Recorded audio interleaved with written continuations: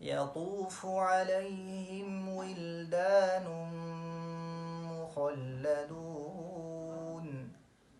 بأكواب وأباريق وكأس من معين لا يصدعون عنها ولا ينزفون